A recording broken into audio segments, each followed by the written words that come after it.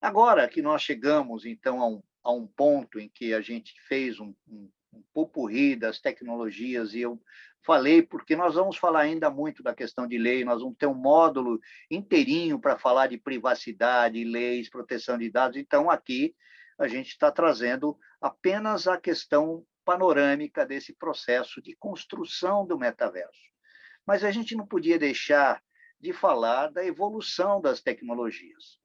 Então, existe um tema aqui que eu acho muito, muito propício para que a gente pare e pense, né?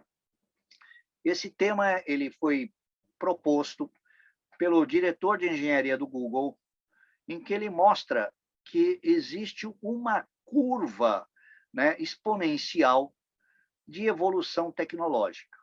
E nós vamos entender o porquê que isso aqui é importante. Thelma, até aqui, tudo bem? Tudo bem, maravilha! Interessante esse quadro que você trouxe sobre o mundo aplicando as leis gerais de proteção de dados e essa ressalva que o metaverso estaria incluso, já que existe essa observação que, independente do meio, né, se é o mundo real, físico ou se é o digital, dá mais segurança e recomendação é sempre transparência, né?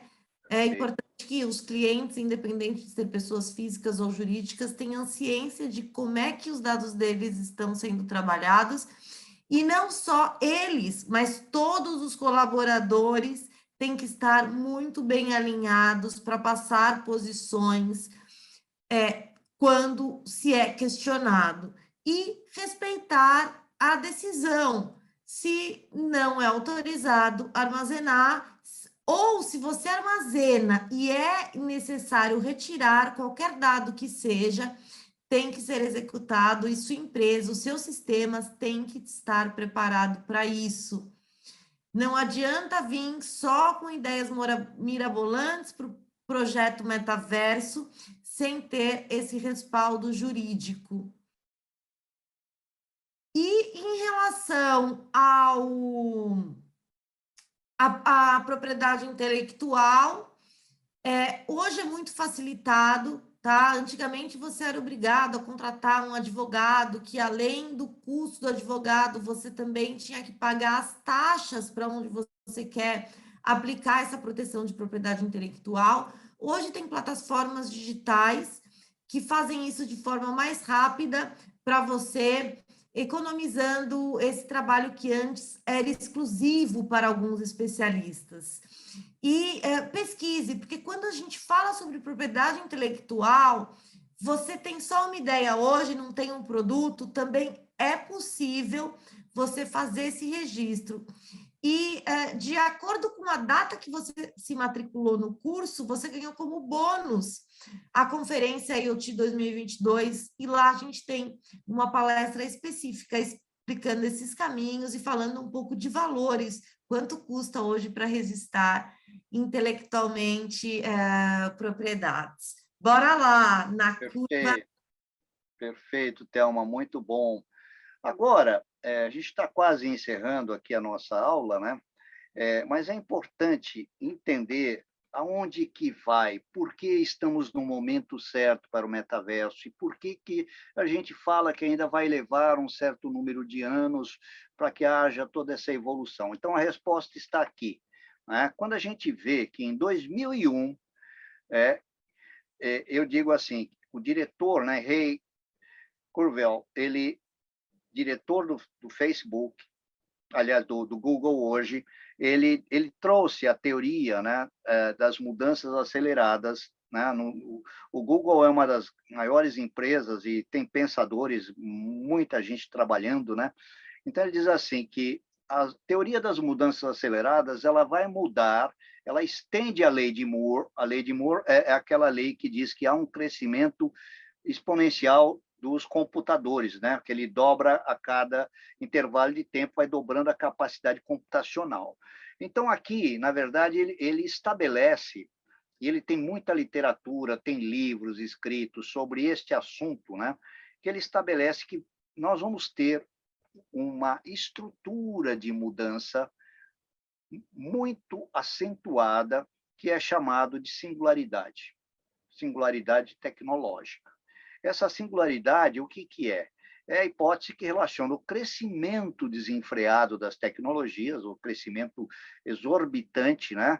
Em especial quando a gente fala de todas as tecnologias evolutivas aí de inteligência artificial, que deve criar mudança na forma do ser humano pensar, agir, entender, se comportar, né?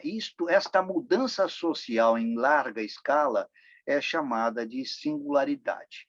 E ele afirma que isso deve acontecer na primeira metade do século XXI, em torno de 2045. Então, o que, que eu tenho aqui? Eu tenho uma visão que nós vamos ter, primeiro, uma explosão de inteligência, com uma transformação acelerada, um grande horizonte de eventos que vão formar o que se chama de singularidade tecnológica. Ou seja, há uma evolução prevista, né, numa curva exponencial, que a gente chama a curva definida por ele, né, pelo rei, na verdade, o guru, né, do Google, em que ele diz assim: faremos upload das nossas mentes para computadores em 2045 e os nossos corpos serão substituídos por máquinas dentro de 90 anos, afirma o especialista do Google. Diretor de engenharia acredita que seremos capazes de fazer upload de todo o nosso cérebro para um computador dentro de próximos 32 anos. Tá? O evento é conhecido como singularidade. Ele acha que em 32 anos a gente já consegue, tá? E que nosso corpo todo, do ponto de vista daqueles órgãos do corpo humano, que são sensíveis, que são perecíveis, né? Coração, por exemplo, tem um tempo de vida útil. Se você olhar a questão, por exemplo, dos rins, do fígado, são organismos humanos que possuem vida útil, né? A substituição, a visão ciborgue disto, a substituição por máquinas, vai permitir, segundo ele, que as partes frágeis do corpo humano, né, vão ser substituídas na virada, e praticamente a gente vai ser imortal na visão dele, na visão tecnológica. Então, aqui é uma visão da evolução humana até que chega a um ponto de ruptura, que é chamado de singularidade, tá? Onde ele mostra que em torno de 2045 nós vamos ter máquinas capazes de superar em muito a capacidade de pensamento humano, ou seja, máquinas que serão mais poderosas que os cérebros humanos, tá?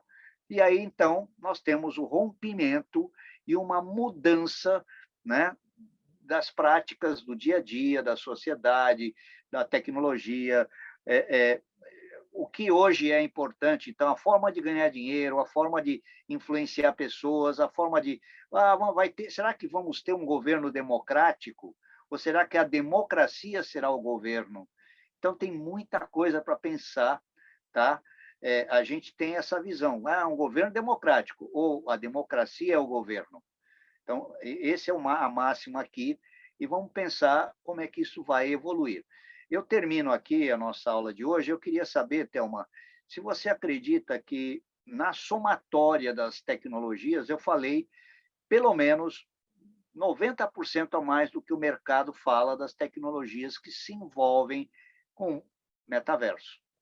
E falei porque tem algumas, coitadinhas, são esquecidas, mas elas merecem ser lembradas, e é por isso que eu coloquei aqui. Ninguém fala da dificuldade que as pessoas terão com o seu Wi-Fi na sua casa, né?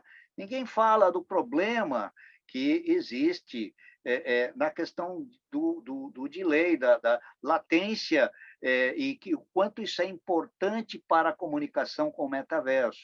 Ninguém fala dos dispositivos evoluídos, e que nós vamos bater muito nessa tecla, que estão fundamentados em arquitetura de internet das coisas, e o porquê isso. Muitas vezes a IoT até esquecido nesse processo, e nós vamos precisar entender por que isso é importante, né? E quem estudar um pouco este assunto aqui de singularidade, né, a linha do tempo da singularidade, vai entender, tem muitos livros, eu não quis, eu vou passar depois, não nesta biblioteca, mas numa próxima, já que nós vamos tratar no módulo 4 de Internet das Coisas, eu vou passar nesta próxima, aí eu vou dar potencial para este assunto, para que as pessoas avancem um pouco e entendam como é que o Google e a sua área de engenharia está entendendo o mundo à nossa frente, não tão distante assim, tá?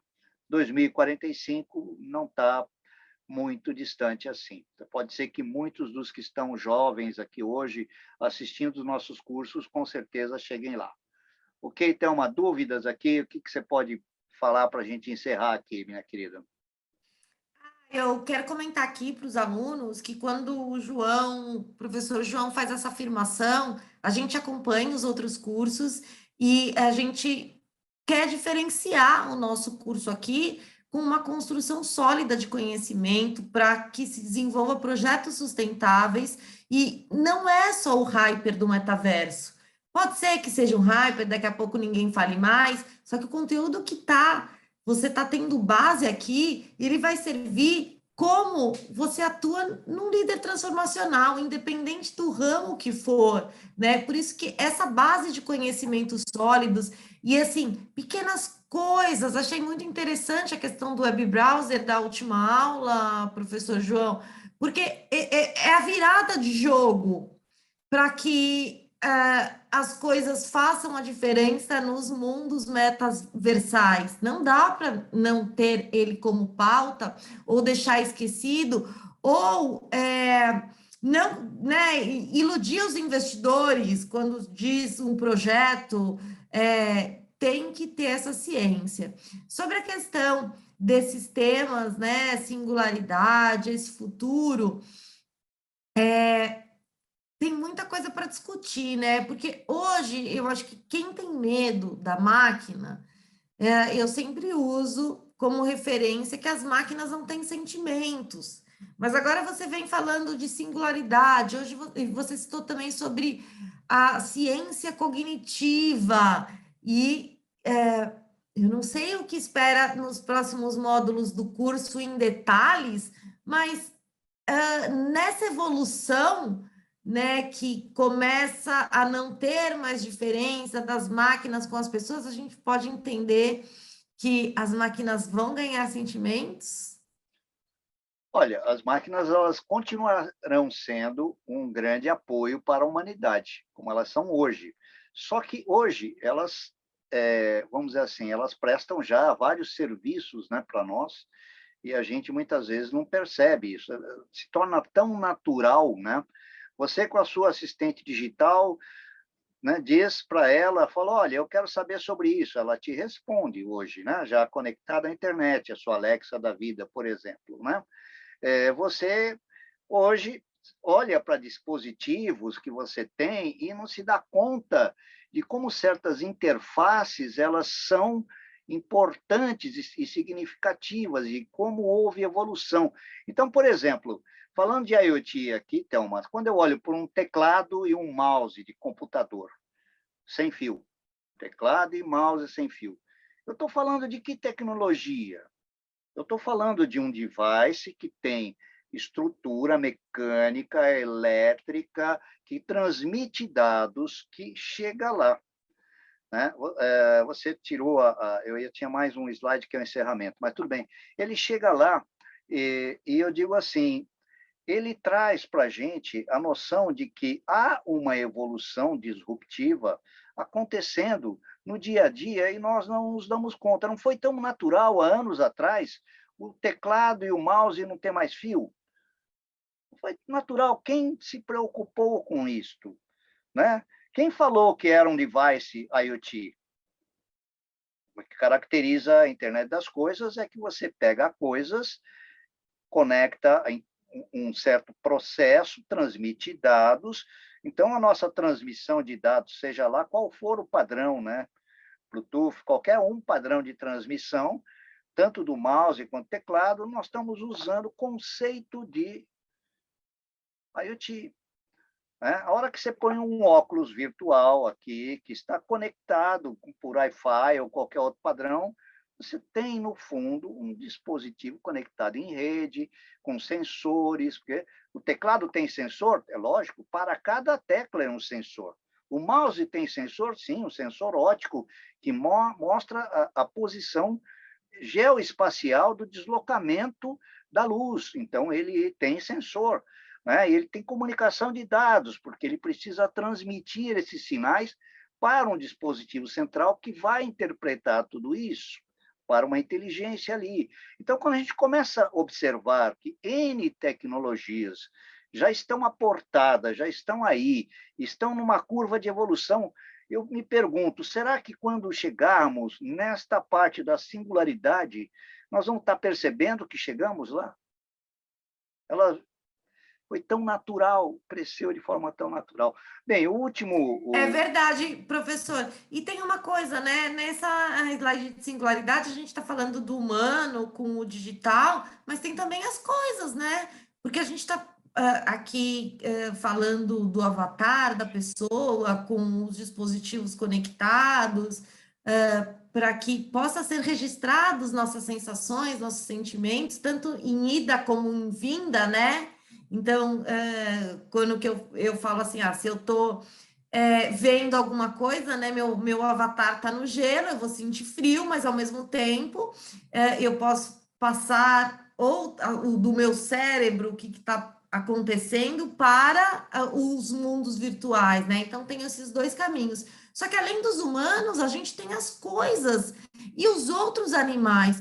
E eu tô lendo um livro, por acaso esse aqui, ó, tá aqui do meu lado, e ele fala sobre os ensaios, a consciência e o mistério da vida, e ele cita sobre metaversos, mas não sobre metaversos nesse foco que a gente está de tecnologia. Ele cita outras questões sobre consciência.